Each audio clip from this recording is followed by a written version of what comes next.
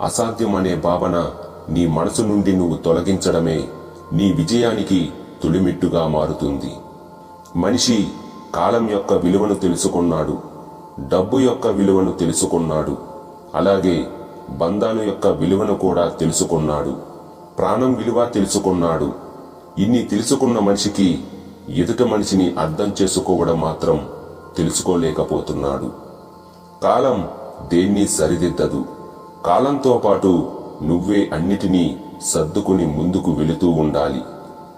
కష్టపడాలన్నా ఈ క్షణమే, ఆనందించాలన్నా ఈ క్షణమే, బ్రతకాలన్నా ఈ క్షణమే, బ్రతికించాలన్నా ఈ క్షణమే.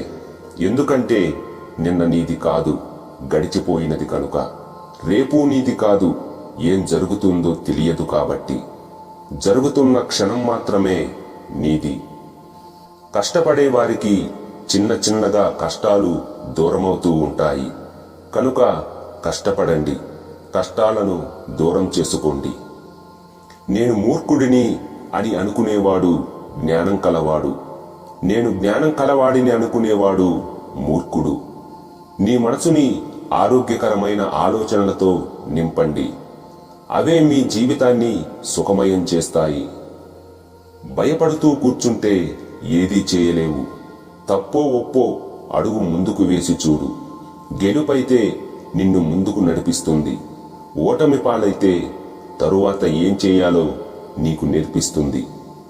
ఇద్దరి వ్యక్తుల్ని ఎక్కువసార్లు కలిపేది అవసరం మాత్రమే.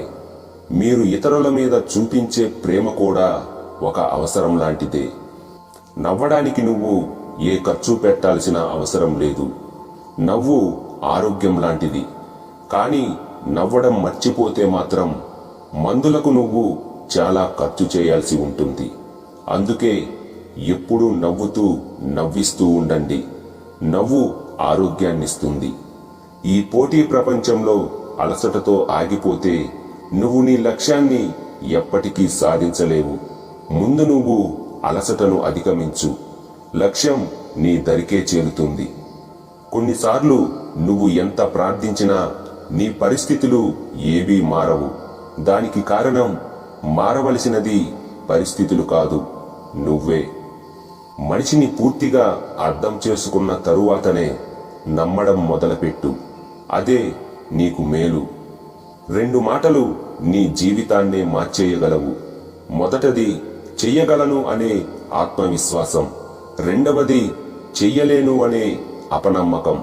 నీ నిర్ణయమే జీవితాన్ని మార్చేస్తుంది.